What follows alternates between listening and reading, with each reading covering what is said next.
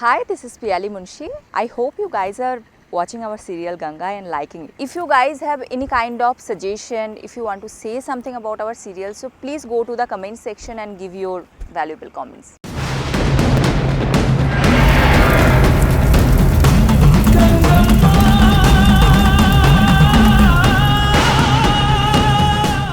ஓ புரியுது. இன்னும் கொஞ்ச நாள் ஜாலியா சுத்திட்டு இருந்துட்டு அப்புறம் கல்யாணம் பண்ணிக்கலாம்னு முடிவு பண்ணிருக்கீங்க, அப்படித்தானே? ஏன்னா நீங்க வெளிநாட்டுல இருந்து வந்தவங்க பாருங்க. எங்க அம்மா 7 நாள்ல கல்யாணம்னு சொன்னோன்னே உங்களுக்கு பதட்டம் ஆயிடுச்சு, அப்படித்தானே? ஆமா ஆமா ஆமா. அதான் நான் சொல்றேன்ல, யாரையும் நான் கண்ணை பார்த்தே கண்டுபிடிச்சிருவேன்.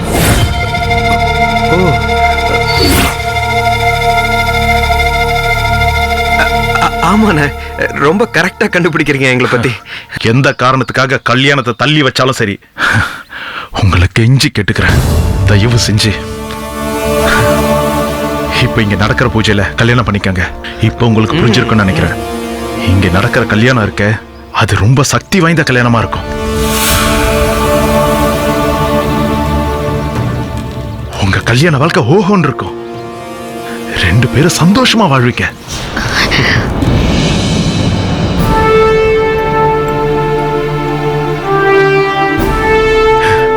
எங்க அம்மா ருத்ரமா இருக்காங்களே, அவங்க எங்களுக்கு தெய்வம் மாதிரி. அவங்க கண் கலங்கி நாங்க ஒரு நாளும் பார்த்ததில்ல. ஏன் அவங்க முகம் சோர்வடைஞ்சு நாங்க பார்த்ததில்ல. மதுரை மீனாட்சி மாதிரி, காஞ்சி காமாட்சி மாதிரி, காசி விசாலாட்சி மாதிரி கம்பீரமா இருப்பாங்க. ஆனா என் தங்கச்சி எப்போ இந்த வீட்டை விட்டு ஓடி போனாலோ அப்பல இருந்து ரொம்ப மனசு உடைஞ்சு போயிட்டாங்க.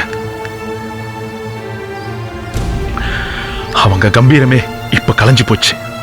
எங்களாலே எங்க அம்மா இப்படி இருக்கிறத பார்க்க முடியல. அதனால ஆவேசப்பட்டு தான் ஓடி போன என் தங்கச்சி கொல்லாம திரும்ப மாட்டேன்னு என் தம்பி ராஜபாண்டி சுத்திட்டு இருக்கான். இப்போ நீங்களும் கிளம்பி போயிட்டீங்கன்னா எங்க அம்மா ரொம்ப மனசு உடைஞ்சு போயிடுவாங்க.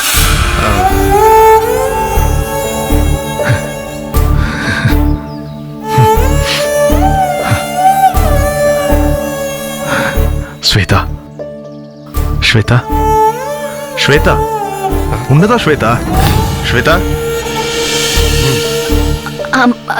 சொல்லுங்கண்ணே. உன்னை என் கூட பிறந்த தங்கச்சியே நினைச்சு கையெடுத்து கெஞ்சி கேட்டுக்கிறேன். என்னண்ணா, தயவு செஞ்சு இந்த கல்யாணத்தை வேண்டாம்னு சொல்லிடாதம்மா.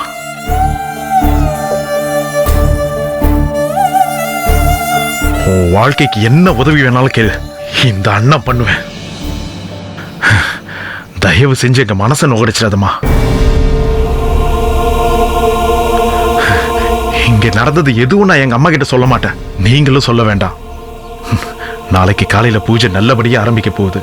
வாங்க போய் பூஜை வேலைகளை பார்ப்போம். வாங்க போவோம்.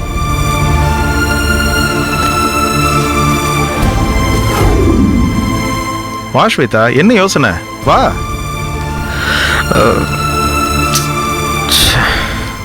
வாங்க. ஜம்ப் பண்ணதெல்லாம் வேஸ்டா போச்சு.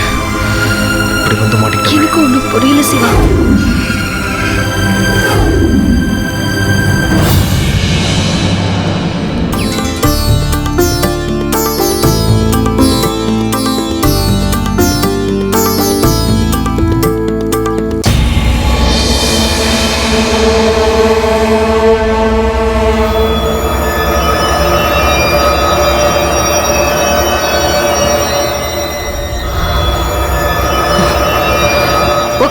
அம்மா சொல்லுங்கம்மா.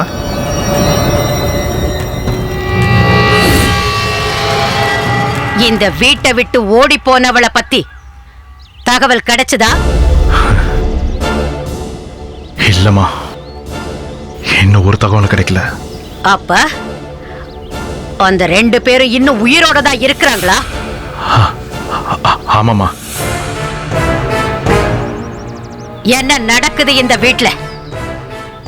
சிங்கம் மாதிரி 2 ஆம்பளை பிள்ளைங்க இந்த வீட்ல இருக்கிறீங்க. இந்த பதில சொல்றதுக்கு தான் இருக்கிறீங்களா? ஒரு பொம்பளை புள்ள வீட்டுக்கு வெளியில இருக்கிறா, அவளை உங்களால கண்டுபிடிக்க முடியல. ஏன்? கேக்குற பணம் ஆளுங்க எல்லாம் கொடுத்தும் அவ உயிரை எடுக்க முடியலன்னா நீங்க எல்லாம் என்ன பண்ணிக்கிட்டு இருக்கீங்க? உண்மையிலேயே உங்களால கண்டுபிடிக்க முடியலையா இல்ல என்ன ஏமாத்துறீங்களா? அம்மா, அப்படிலாம் இல்லம்மா. நாங்க எல்லா பக்கம் தேடிட்டு தான் இருக்கோம். அவங்க இன்னும் கிடைக்கல. தம்பி ராஜபாண்டி கூட பக்கத்துல இருக்க ஊரு எல்லா இடமும் தேடிக்கிட்டு தான் இருக்கான். ஆனா ஒரு பதிலும் வரல. நம்ம வீட்ல பூஜை ஆரம்பிச்சிருச்சு. கடைசி நாள் பூஜைக்கு இன்னும் 7 நாள் தான் இருக்கு. இந்த ஊருக்கு முன்னாடி நான் கௌரவமா நிக்கணும். எண்ணி 7 நாளுக்குள்ள அவனையும் அவளையும் கொண்டு மண்ணில புதைச்சிருக்கணும். இல்ல பத்ரகாளி ஆயிடுவா இந்த ருத்ரம்மா.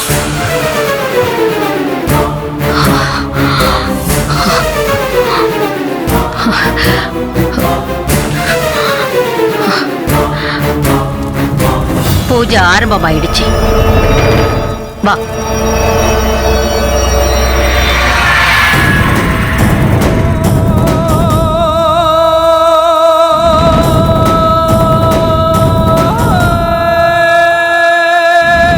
ஓம் ஸ்ரீ மகாலட்சுமி நமக, ஓம் சர்வலட்சுமி நமக, ஓம் சாந்தலட்சுமி நமக, ஓம் மங்களலட்சுமி நமக.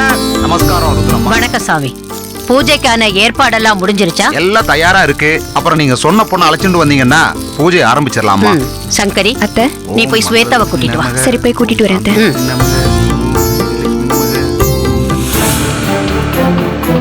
இது என்ன பைத்தியக்காரத்தனு சிவா? இப்படி வேஷம் போட்டு நிக்கிறதுக்கா நான் என் ஊரை விட்டு கிளம்பி வந்தேன்.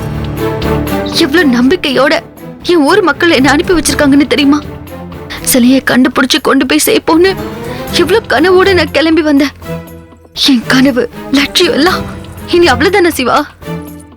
இந்த முட்டாள்தனமான பூஜையில உட்கார்ந்து கடைசி நாள் உனக்கு கழுத்தை நீட்டுறதுதான் என் தலையெழுத்தா? இப்படி என்ன மாட்டை விட்டு வேடிக்கை பாக்குறதுக்கு தான் நீங்களும் என் கூட வந்தீங்களா? இப்படியும் காப்பாத்திருவேன் காப்பாத்திருவேன்னு சொன்னீங்களே சிவா, இப்படி என்ன மாட்டி விட்டுட்டீங்களே சிவா. அபி, நீ வருத்தப்படாத. இப்ப நாம இருக்கிற நிலைமையில கத்தி மேல நிக்கிற மாதிரி இருக்கு. கொஞ்சம் கேர்லெஸ் ஆனாலும் ஆபத்தாயிரும் அபி. நாம இந்த பூஜையை கண்டினியூ பண்ண போறதும் இல்ல, தாலி கட்ட போறதும் இல்ல. இவங்க சொல்ற மாதிரி எல்லாம் பண்ணிட்டே இருப்போம். ஏதோ ஒரு கேப் கிடைக்கும்.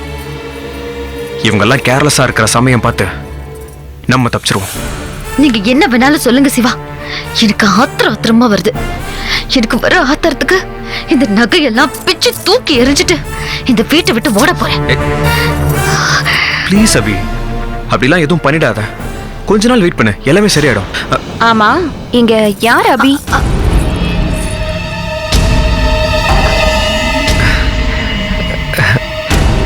என்னங்க, என்ன கேட்டீங்க? இல்ல, நான் ஜன்னல் பக்கமா வரும்போது அபி அபின்னு சொன்ன மாதிரி இருந்துச்சு, அதான். ஓ, அதுவா? ஸ்வேதா இப்படி அலங்காரம் பண்ணிருக்கால, அந்த அலங்காரத்துல அந்த கடவுள் அபிராமி மாதிரியே இருக்கான்னு சொல்லிட்டு இருந்தேன்.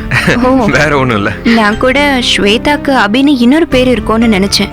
சில பேரெல்லாம் வீட்ல ஒரு பேரு வெளியே ஒரு பேர்னு வச்சுப்பாங்களே, அந்த மாதிரின்னு. அச்சச்சா, அப்படிலாம் இல்ல. சரி, பூஜைக்கு எல்லா ஏற்பாடும் தயாராயிடுச்சு. அத்தை கூட்டிட்டு வர சொன்னாங்க, போலாமா? வாங்க.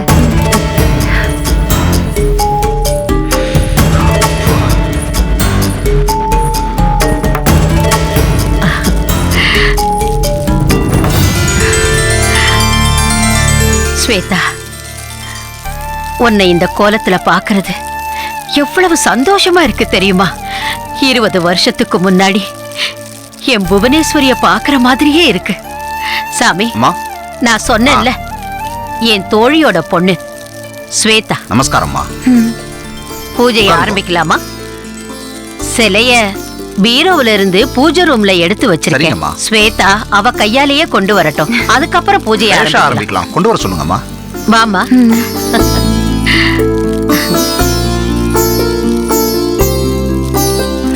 அந்த பூத்தட்டை கொடுங்க.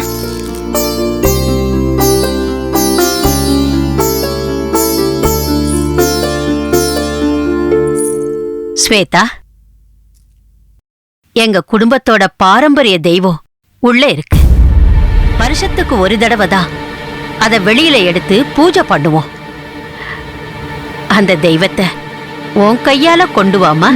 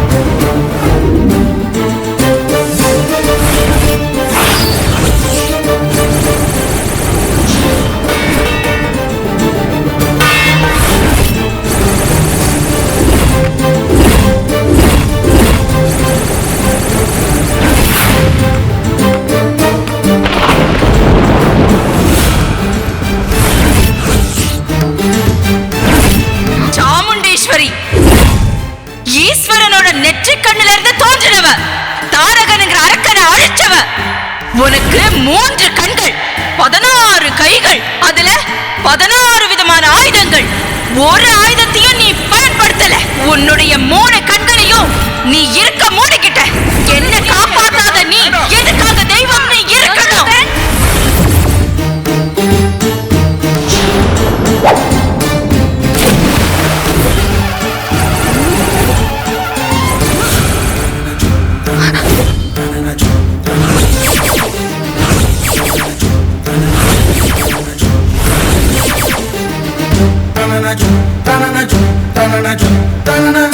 ஸ்வேதா, என்னமா பாத்துட்டு இருக்க? சிலையை எடுத்துட்டு வா.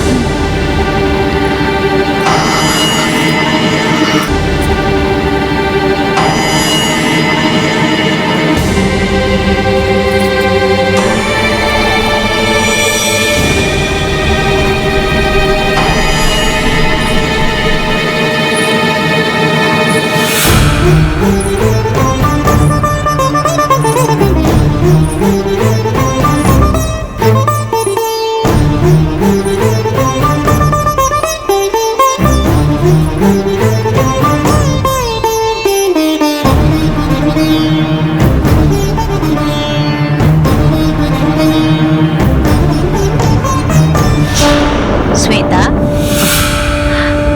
இந்த தெய்வத்தை தொட்டு தூக்கும் போது உடம்பெல்லாம் சிலுக்குதா? இது சாதாரண தெய்வம் இல்ல, சப்த கன்னியர்ல ஒரு தெய்வமான சாமுண்டி.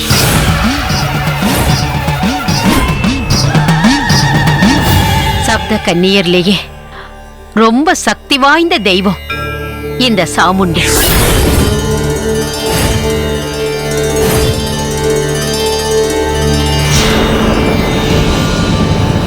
சிவனோட நெற்றிக் கண்ணிலிருந்து உருவான பத்ரகாளி இவ.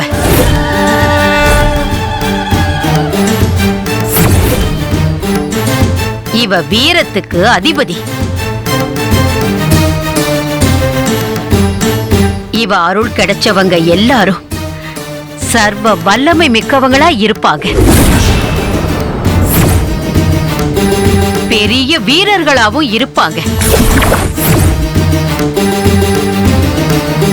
அவங்களுக்கு பயம்னா என்னன்னே தெரியாது.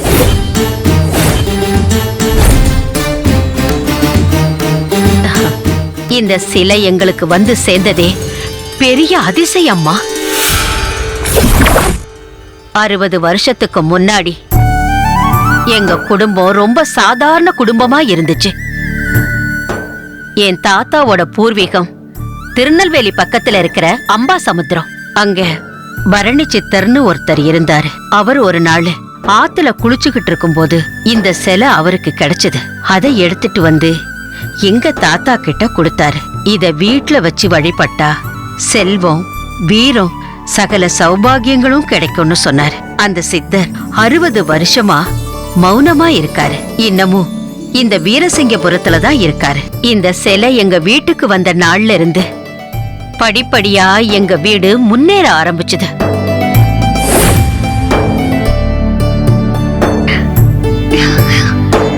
இந்த சிலை வந்ததுக்கு அப்புறம்தான் எங்க தாத்தாவுக்கு வீரமும் தைரியமும் தெய்வ பக்தியும் வந்துச்சு. டேய் வீரான்னு எங்க தாத்தாவை கூப்பிட்டவங்கெல்லாம் ஐயா வீராசாமின்னு கையெடுத்து கும்பிட ஆரம்பிச்சாங்க. ஊர்ல என்ன பிரச்சனை ஆனாலும் பஞ்சாயத்து பண்றதுக்கு எங்க தாத்தாவை கூப்பிட ஆரம்பிச்சாங்க. அன்னைக்கு கையில வந்த இந்த ஊரோட அதிகாரம் இன்னைக்கு வரைக்கும் பரம்பரை பரம்பரையா எங்க கையில இருக்கு.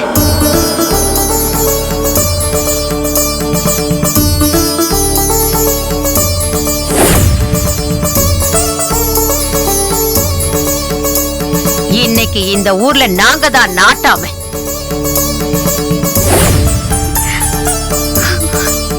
நாங்க வச்சதுதான் சட்டம். எங்களுக்கு தான் பரிவட்டம், முதல் மரியாதை எல்லாம். இந்த எல்லா சக்தியையும் எங்களுக்கு கொடுத்தது இந்த சாமுண்டி தான்.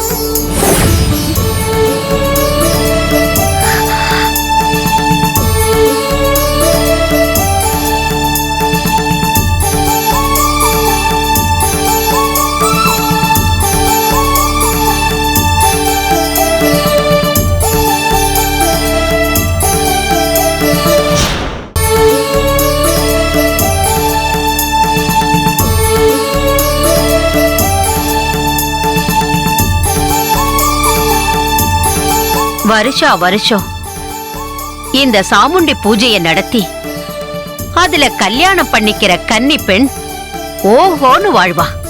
அந்த அதிர்ஷ்டம் இந்த வருஷம் உனக்கு கிடைச்சிருக்கு. சர்வ சக்தி வாய்ந்த இந்த சாமுண்டீஸ்வரிய உன் கையால எடுத்துட்டு வா ஸ்வேதா.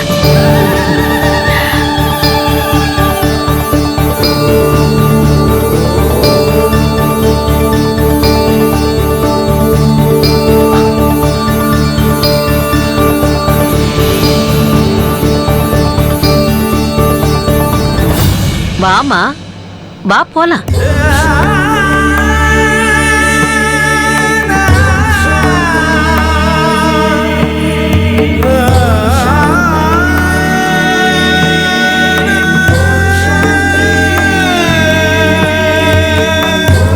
உட்காருமா.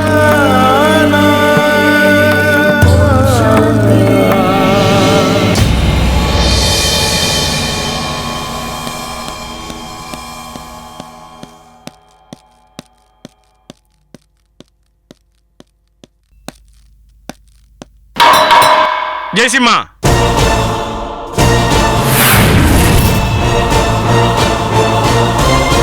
ஜெயசிம்மா,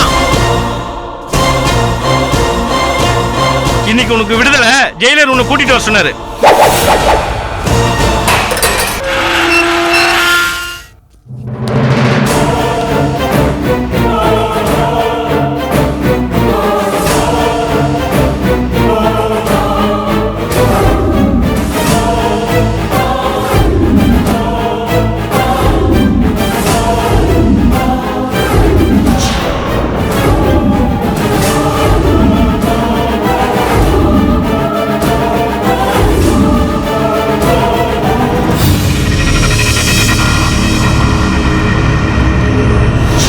இதுல ஒரு கையெழுத்து போடுப்பா.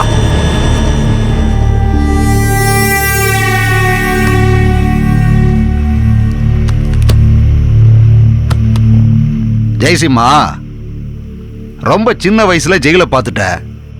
உன் வாழ்க்கையில பாதி காலத்தை இங்கேயே கழிச்சிட்ட.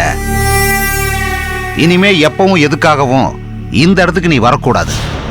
அந்த அளவுக்கு சின்ன தப்பு கூட இல்லாம உன் வாழ்க்கையை அமைச்சுக்கப்பா.